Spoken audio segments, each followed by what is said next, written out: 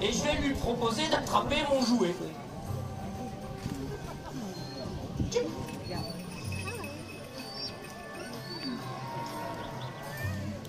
Alors il faut qu'il cherche un petit peu d'élan. L'élan, c'est le vent qui va lui donner. Et c'est là que... Il revient pas. Il n'y a plus qu'à attendre. Il est sur le parking. Alors, la fauconnerie, c'est une passion qui vous apprend d'abord une seule chose. La patience. Et quand vous êtes un public qui vient voir un fauconnier, vous apprenez aussi la patience. Alors on va regarder un petit peu, on va pas insister longtemps. Hein. Soit il revient, soit il promène. Des fois il promène 1 heure. Bonne sieste à tous. Il est parti sur le parking. Alors, si pendant le spectacle, en général, il revient se poser dans le grand arbre qui est là à côté. S'il fait ça, vous me faites signe et on le fera travailler un peu plus tout à l'heure. Elle est pratiquée avec des oiseaux comme mon ami Duke qui vient de nous rejoindre. Et Duke, vous voyez, elle s'en fait pas, elle n'est pas pressée d'aller travailler. En réalité, elle vous fait voir comment elle chasse au quotidien. C'est quand elle est posée comme ça sur un poteau, au bord des routes ou dans un champ, qu'elle est en train de chasser. Et elle chasse quoi d'après vous? Une petite campagnole, un campagnol. Le campagnol, il est dans l'herbe haute, l'oiseau est posé sur son perchoir, l'oiseau surveille le campagnol et quand le campagnol passe devant lui, l'oiseau se laisse tomber et il attrape le campagnol. Un deuxième campagnol passe de ce côté, l'oiseau surveille et hop, il attrape le campagnol. Il s'est pas fatigué, hein? Et il est du sud aussi. Alors, elle surveille son campagnol et elle se laisse tomber, toujours la même technique. Elle a attrapé un petit animal qui pèse 30 grammes. Le fléau pour les cultures. 30 grammes le campagnol et il mange par jour son poids en grains. Le campagnol, il est adulte à l'âge de 2 mois. À 2 mois, il fait 5 à 8 petits, qui 2 mois plus tard, qui 2 mois plus tard. Alors vous voyez un peu les dégâts que ça fait dans les cultures. Et tous les rapaces carnivores, tous les animaux carnivores, vous en connaissez des animaux carnivores, monsieur? On a le grand méchant loup, un peu plus petit que le loup, il est marron. Le renard, encore plus petit, des fois votre voisin vous énerve, vous le traitez de blaireau. Et puis, vous avez encore, ça ressemble un peu à un chat avec des grandes pattes, c'est la fouine, la martre, c'est sa cousine qui vit dans la forêt. Et puis, on va avoir aussi la belette, le tout petit. Tout ça, c'est des animaux carnivores, et tous, ils mangent du campagnol. Alors, tiens, on a un deuxième qui nous a rejoint. Il est où le bébé, là? Allez, bébé. Alors, regarde l'oiseau au-dessus. Oui. Ah, mais qu'est-ce qu'il est allé attraper les moineaux là? Laisse-les tranquilles, viens ici. Allez, viens. Ah, bah, faut qu'il tourne. Alors celui qui est là-haut dans l'arbre, un peu coincé dans les feuilles, c'est un bébé. Là, viens là. Ah ben oui, ben, je suis désolé. Voilà, t'es pas content. Voilà. Alors, celui-ci, c'est un bébé. Il est né au mois de juillet. Donc il n'a pas 1 an encore. Si vous le regardez à côté de la femelle, reviens ici. Jet, viens là. Si vous le regardez à côté de la femelle, il est beaucoup plus petit. Pas parce qu'il est plus jeune, parce que c'est un mâle. Je vous ai expliqué tout à l'heure, le mâle, il fait 1/3 de poids de moins que la femelle. La femelle est ici, elle a 13 ans, et le mâle, il n'a pas 1 an, il est à côté. Alors, ces oiseaux, vous avez vu comment ils sont capables d'attraper une petite proie. S'il veut attraper une proie plus rapide, comme le petit oiseau qu'on a vu par exemple, qui n'est pas content parce qu'on est allé l'embêter dans son nid, on va demander à Duke de vous faire une petite démonstration. Duke, tu vas aller... Non, non, pas là, c'est trop facile. Là-bas, sur la tente, là, viens voir. Tiens, Duke, là-bas, tu vas sur la tente en haut. Allez, hop, en haut. Hein. C'est pas celle-là que j'ai dit. Non! Tu triches encore. Elle triche tout le temps. Vous savez pourquoi? Parce qu'elle regarde ma femme qui joue aux cartes. Allez, va là-haut. Va là-haut. Voilà, vous regardez vite en l'air. Et hop là. Alors, avez vu deux choses. Vous avez vu que je pose une question à l'oiseau, je lui demande s'il veut bien exécuter une demande, et l'oiseau, bizarrement, fait ce que je lui demande. Ça veut dire que quand même, malgré qu'il a une petite tête, une tête de piaf, il est capable de réflexion. Ça veut dire qu'on peut lui apprendre un exercice. Ça veut dire qu'il est capable de se projeter dans le temps. La plupart des animaux carnivores, vous mettez un bout de viande devant eux, qu'est-ce qu'ils font? Ils attrapent la viande. Lui, il est capable de comprendre qu'il doit faire quelque chose avant d'avoir sa récompense. C'est une preuve d'intelligence. Alors cet oiseau va vivre une vingtaine d'années. La plus vieille que j'ai à la maison, elle a 31 ans. C'est un oiseau qui réfléchit aussi. L'ombre est de ce côté. Je suis désolé pour vous ceux qui sont de ce côté, mais l'oiseau a compris où il fallait aller se mettre. Tout ça pour vous dire que ces oiseaux avec qui on partage le quotidien, eh bien, ils sont capables de réflexion, ils sont capables de nous surprendre et ils sont vraiment extrêmement attachants. Le petit s'appelle Jet, comme la boisson du samedi soir. Et la femelle qui a 13 ans, elle s'appelle Duke.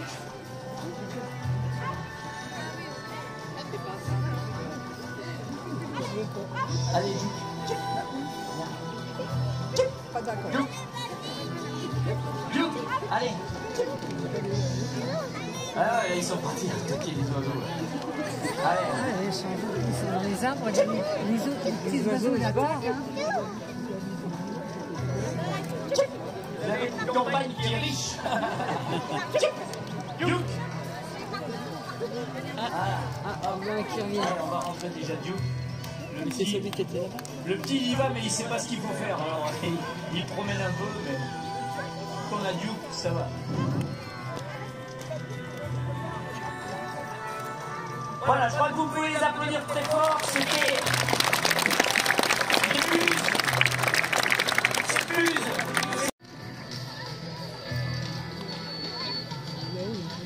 On a beau régler la musique, il y a un phénomène qui se produit avec tous nos téléphones, c'est que ça fait des interférences et en fonction du nombre de publics que j'ai autour de moi, on est toujours obligé de changer le volume de tout. Tiens, alors celui qui vient d'arriver, plutôt celle qui vient d'arriver,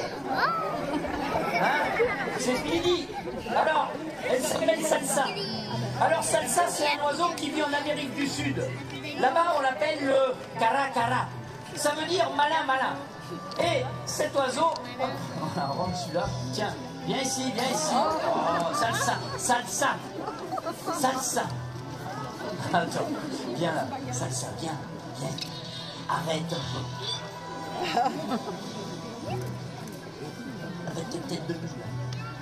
On l'appelle Salsa parce que, comme la chanson, voilà, ça vous donne un peu une indication sur son caractère. Alors, Salsa, elle a 4 ans, c'est une jeune femelle. La peau sur son bec qui est jaune quand elle est là au travail avec moi. Si vous êtes approché tout à l'heure, non, on commence pas, non.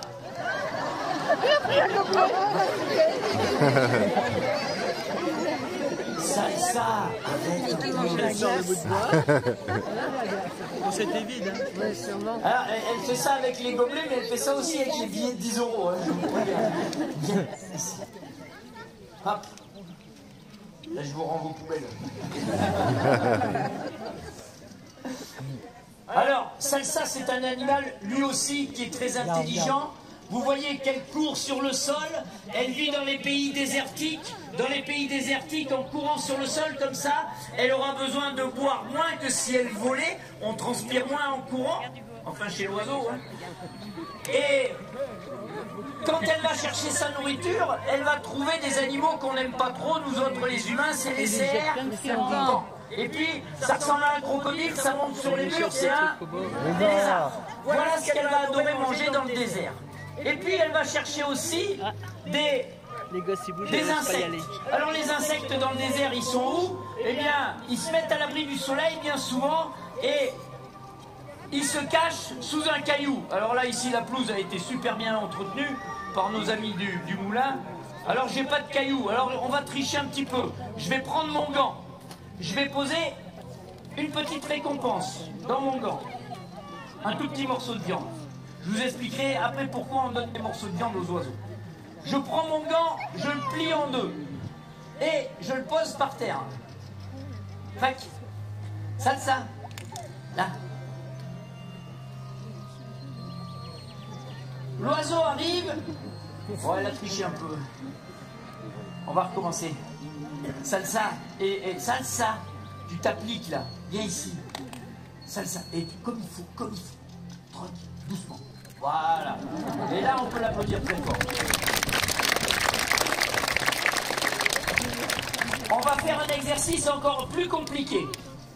Je prends mon gobelet, qui n'a pas servi aujourd'hui parce que personne ne m'a payé l'apéro. Alors, je dis ça, je dis rien. Alors, mon gobelet, je mets une petite récompense à l'intérieur du gobelet. Et pour compliquer les choses pour Salsa, je pose le gobelet à l'envers. Salsa, viens ici. Salsa, viens là. Non, non, mieux que ça. Mieux que ça. Voilà. L'oiseau a retourné le gobelet. Ça peut vous paraître un numéro de cirque, vous appelez ça comme vous voulez. En réalité, j'ai juste fait ce que les parents oiseaux font à leur bébé oiseau. Je lui ai appris à retourner un objet pour chercher sa nourriture. Dans le désert, c'est la même chose. Papa et maman oiseaux entraînent le petit. Ils vont même des fois eux-mêmes aller cacher de la nourriture sous un caillou pour apprendre au petit à retourner l'objet. Ce hanneton qui était caché sous le caillou, quand on retourne la pierre, la première chose qu'il fait, c'est s'enfuir en s'envolant à la verticale. Il a une carapace sur le dos, il ne peut pas décoller comme un avion, il décolle comme une fusée. Alors Salsa, elle arrive à décoller de la même façon. Allez, un petit décollage, Salsa. Voilà.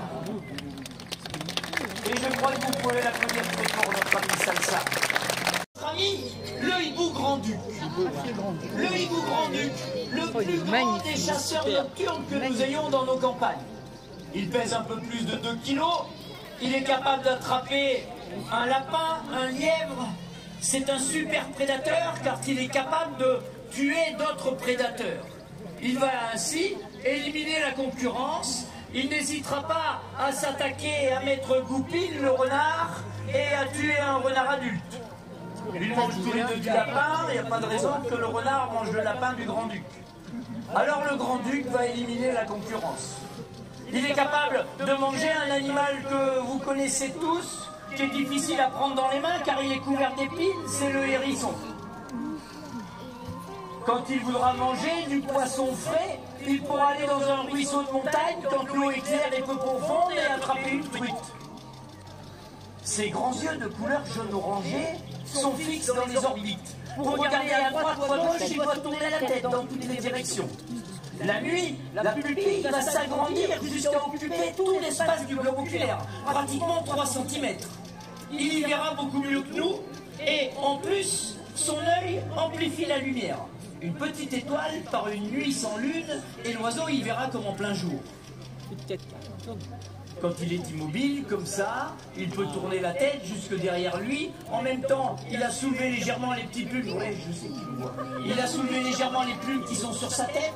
C'est un accessoire de camouflage, des aigrettes qui cachent la forme ronde de celle-ci. Il va vivre très vieux. Il y a des cas à plus de 60 ans en captivité. C'est notre ami Orion, le hibou grand-duc. Il a 10 ans. Il prend son temps. Il n'est pas pressé. Oh, les belles plumes. Il est beau, hein.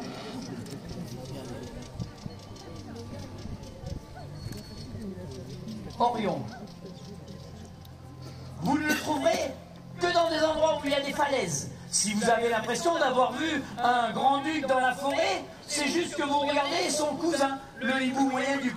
Le grand-duc ne niche que sur des falaises. Orion, 10 ans.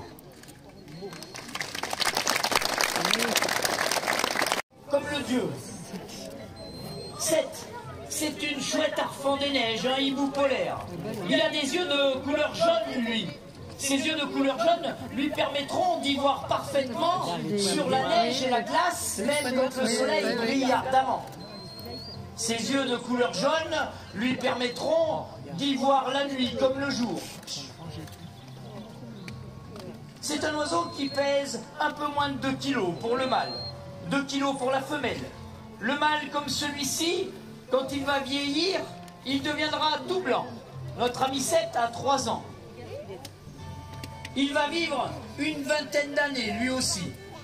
La femelle a le corps couverte de plumes noires, qui lui permettront de se confondre avec le sol sur lequel elle va pondre directement. À la fonte des neiges, au mois de juin, la nature a été brûlée par le froid, elle a cette couleur marron noirâtre. Les taches sur le corps de l'oiseau lui permettront d'être discret. C'est la chouette arfan des neiges, le hibou polaire, un rapace à la fois nocturne et diurne. Une particularité de la nature, elle résiste à des températures de moins 40 degrés. En hiver, et de plus 10 degrés en été, là-bas dans son pays. Celle-ci est née chez nous en Auvergne. Alors elle va résister à des températures de moins 20 degrés en hiver, et puis plus 30, plus 40 en été. On aura toujours cet écart de 60-70 degrés. C'est une constante. L'animal, où qu'il soit né, du moment qu'il appartient à une espèce qui résiste à un écart de température, où qu'il soit, il résiste toujours à cet écart de température. Il s'appelle 7, il a 3 ans et vous pouvez l'applaudir très fort. Elle pèse seulement 250 grammes. Quand elle se déplace aussi en écoutant les bruits et les appels de leurs dresseurs. C'est grâce aux plumes en forme de cœur qui sont autour de leurs yeux qu'elles vont remplacer les pavillons que nous autres humains avons sur le côté de la tête. Madame, vos lunettes tiennent bien à l'horizontale sur votre tête parce que vous avez les 2 oreilles à la même hauteur. Si je mettais vos lunettes sur ma petite chouette, elle serait comme ça. Pour une raison toute simple, elle a une oreille qui est sur la boîte crânienne beaucoup plus haute que l'autre. Non seulement elle est plus haute, mais le trou est beaucoup plus gros. Elle entend différemment du côté droit et du côté gauche. À quoi ça sert, monsieur? Tout simplement à savoir où se trouve la petite souris qui grignote. Quand elle grignote dans son champ, elle fait du bruit. L'oiseau tourne la tête, un coup à droite, un coup à gauche, et ça lui permet de faire une triangulation qui l'emmène directement sur la source du bruit, la petite souris. Alors cet oiseau, regardez-le, dès qu'elle les appelle, elle tourne la tête en permanence dans toutes les directions. Comme tous les rapaces nocturnes, ils ne sont pas aveugles dans la journée, c'est juste qu'ils préfèrent sortir la nuit parce que c'est la nuit que sortent leurs proies, les campagnols, les gros insectes nocturnes. Elles s'appellent Luna et Nala. Ce sont 2 petites chouettes effraies. Elles vont vivre seulement une dizaine d'années en captivité, un petit peu moins dans la nature. Elle pèse 250 grammes, elle mange elle aussi ce célèbre campagnol dont on a parlé tout à l'heure.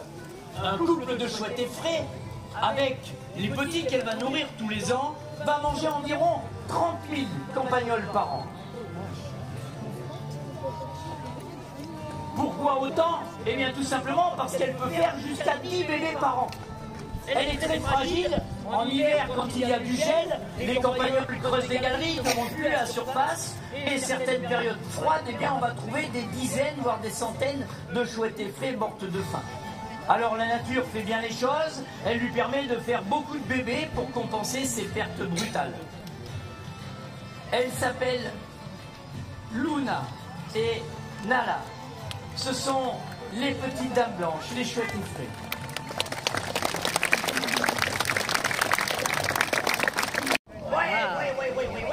C'est mon ami Choupette. Alors Choupette, d'habitude on n'aime pas Choupette. Elle n'est pas très jolie Choupette. Elle a un long cou sans plumes. Elle mange des cadavres. Ça sent mauvais les cadavres. Alors Choupette, c'est un charognard. Le charognard, l'animal qui se nourrit en mangeant des animaux qui sont déjà morts. Alors elle n'aura pas des grandes griffes comme les autres prédateurs. Elle va se contenter de chercher les carcasses. La viande en décomposition, c'est tout mou comme du steak haché. L'odeur en plus. Et Choupette, c'est un nettoyeur. Elle est très importante dans la nature. Son rôle à elle, ça va être de nettoyer la campagne, de faire disparaître les cadavres. Et puis, quand elle aura trouvé un cadavre, elle va faire un joli petit repas. Elle rentrera toute sa tête et son cou à l'intérieur du cadavre. Elle ne va pas passer par la peau où il y a la laine du mouton. Elle va passer par la bouche ou par l'autre côté. Et puis elle va aller manger le foie, l'estomac, l'intérieur, tout quoi. Et notre amie Choupette, elle a une particularité. Elle va éviter la propagation des épidémies. Comment ça marche? Un mouton meurt devant vous de maladie. Les vautours arrivent. Ils mangent la viande qui est pleine de microbes et de bactéries. Dans leur ventre, un système digestif extrêmement puissant. Un taux d'acide dans l'estomac, un taux d'acide dans le gros intestin et un troisième taux d'acide dans l'intestin grêle. Ce qui fait que le microbe, quand il passe à travers tout ça, eh bien, il disparaît. De cette façon, quand elle arrive en premier sur le mouton qui est mort de maladie, eh bien, ça évitera qu'elle contamine le reste du troupeau. C'est en cela qu'elle a un rôle très important. C'est un nettoyeur de cadavres, mais c'est aussi un animal qui empêche la propagation des maladies. Rien que pour cela, vous pouvez lui réserver un tonnerre d'applaudissements.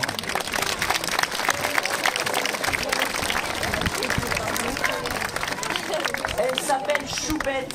Elle est née, elle n'est pas née, elle est née chez nous, mais son espèce est présente en Afrique, dans la région du Kenya, dans la savane, là-bas. Et en ce moment, en Afrique, un phénomène assez grave se produit. On va avoir utilisé des produits pour soigner les bovins là-bas. Et quand la vache meurt, eh bien ce produit est un poison mortel pour les vautours. Et depuis 10 ans, 80% des densités de population de cet oiseau sauvage sont en train de disparaître de la planète. 80%. C'est énorme en 10 ans. Alors, Choupette et quelques-uns de ses compagnons font partie de programmes de conservation et peut-être que dans quelques temps, on pourra relâcher les enfants ou les petits-enfants de Choupette dans la nature. Vous pouvez l'applaudir très fort. Elle a 10 ans, 11 ans et elle va vivre une trentaine d'années, notre amie Choupette. Il l'appelait là-bas, il l'appelait l'esprit de Wakatonka. Wakatonka, le représentant sur Terre du grand esprit de la nature. Le nôtre s'appelle Atala. C'est un pigargue à tête blanche.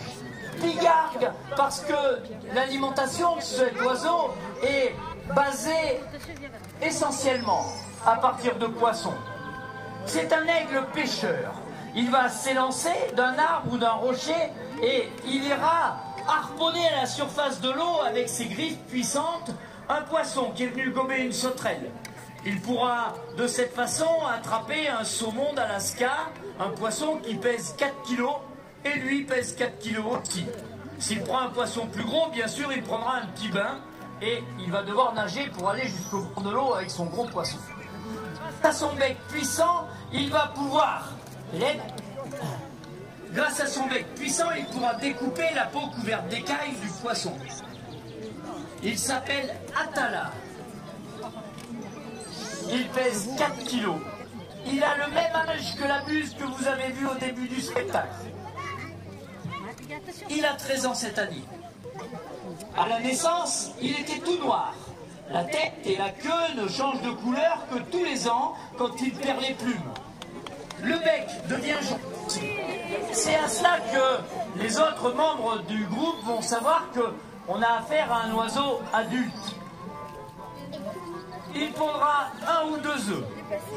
En hiver, quand la glace arrive, que les rivières et les cours d'eau sont couverts de glace, eh bien cet oiseau ne pourra plus pêcher. Alors il deviendra un chasseur, chasseur de lapins, quelquefois un charognard. S'il habite au bord de l'océan, quand le vent est violent et fort, il pourra attraper les mouettes et les goélands. C'est un redoutable chasseur qui prend son temps aussi. Il s'appelle Atala. Attention, Hélène.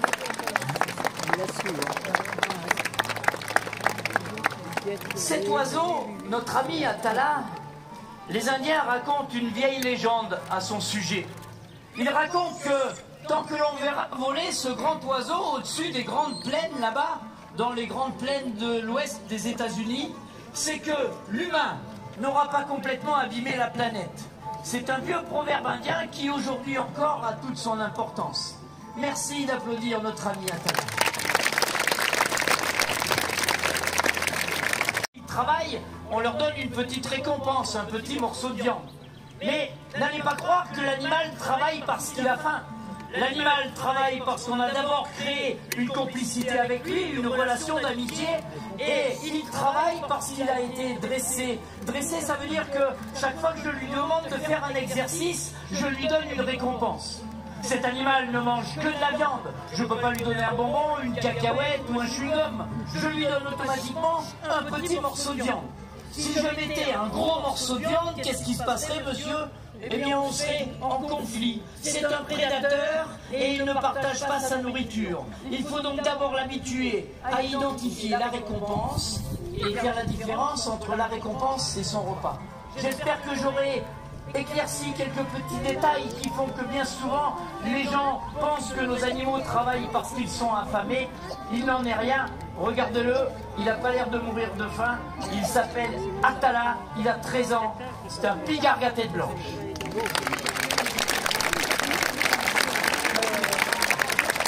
Qui n'ont pas tous la chance de tomber dans une bonne famille, et ces animaux qui sont nés en captivité, eh bien parfois, quand ils ne sont plus utiles, ils sont euthanasiés. Alors nous en récupérons quelques-uns. Sur 70 oiseaux que nous avons à la maison, il y a 20 oiseaux en situation de handicap ou des animaux en fin de vie. Pour nous aider dans cette tâche, si ça vous a un petit peu ému, eh bien n'hésitez pas à venir vous voir. On vend des petits objets fabriqués avec quelques plumes de nos oiseaux, des petits porte-clés, des petites boucles d'oreilles, des petits trucs. Vous venez, ça nous aide à passer l'hiver, à soigner ces oiseaux. Ça, c'était la première chose que j'avais à vous dire pour la compagnie Hippogriffe. La deuxième, si le spectacle vous a plu, vous nous mettez 5 étoiles sur Google. Dans le cas contraire, vous ne dites rien à personne et on n'est pas fâché. À très bientôt.